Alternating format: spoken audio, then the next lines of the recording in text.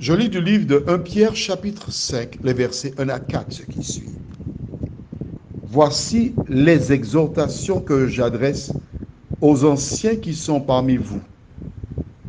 Moi, ancien comme eux, témoin des souffrances de Christ et participant de la gloire qui doit être manifestée, paissez le troupeau de Dieu qui est sous votre garde, non par contrainte, mais volontairement, non pour un gain sordide, mais avec dévouement, non comme dominant sur ceux qui vous sont échus en partage, mais en étant les modèles du troupeau.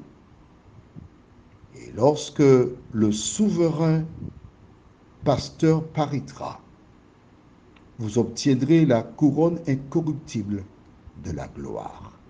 Prions. Notre Seigneur et notre Dieu, à travers ces quelques lignes,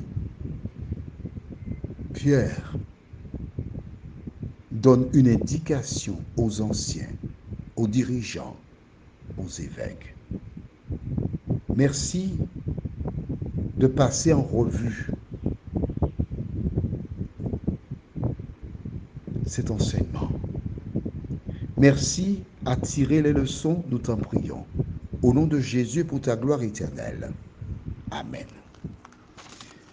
La première partie, Pierre fait l'introduction, mais je lis à partir du verset 2. Paissez le troupeau de Dieu qui est sous votre garde. Non par contrainte, mais volontairement. Non pour un gain sordide, mais avec dévouement. Lorsque tu es un berger, lorsque tu travailles avec les brebis de l'Éternel, la Bible déclare qu'il faut le faire volontairement. Pas pour un gain sordide, pas pour l'argent, mais avec dévouement. Ça me fait penser dans certaines communautés, les personnes vont voir le dirigeant spirituel. Mais dans d'autres, jadis, les bergers allaient chez les brebis pour les entendre, pour parler, pour prier. Mais c'est ça le dévouement. Pour connaître leurs soucis, leur apporter des solutions. Au fil des années, on les voit pour les mariages et les funérailles, ou si on demande rendez-vous. Mais vois-tu, du temps des apôtres, ils allaient de maison en maison. Il n'y avait pas d'édifices comme aujourd'hui. Il y avait très peu d'édifices. Mais c'était dans des maisons que des gens se réunissaient, ils partageaient la foi.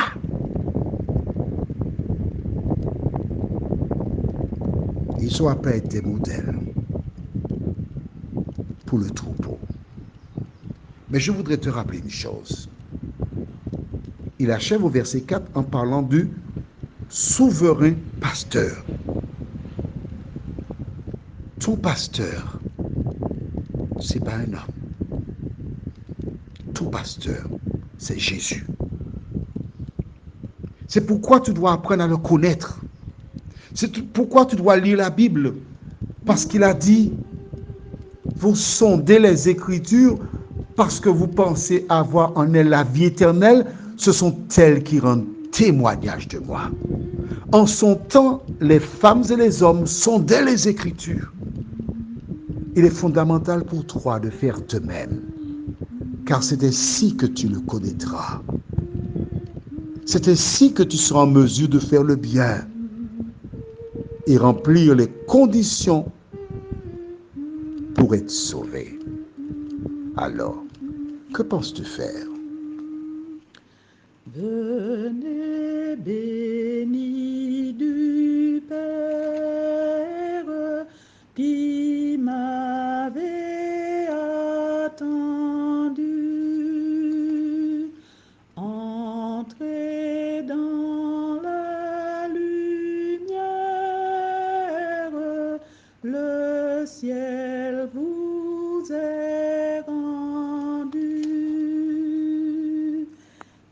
répondent en sa presse.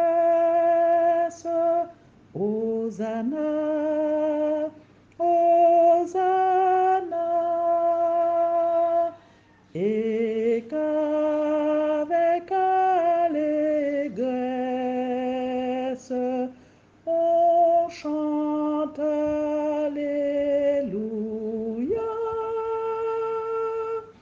on chante Alléluia. Prions.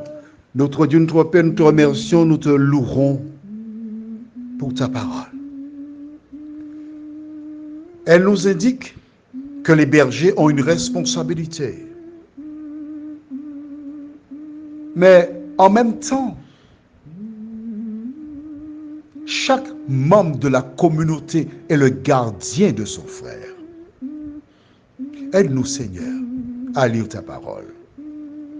Aide-nous à rechercher l'aide de l'Esprit, car c'est lui qui nous permet de comprendre cette parole et de la mettre en pratique. Alors, Seigneur, merci pour l'œuvre de ton Esprit en nous, et que chaque jour nous puissions marcher avec crainte et tremblement, sachant qu'à tout moment, la mort peut frapper à la porte de notre cœur. Merci de nous aider à demeurer prêts, nous t'en prions, au nom de Jésus et pour ta gloire éternelle. Amen. Nous te souhaitons une bonne nuit.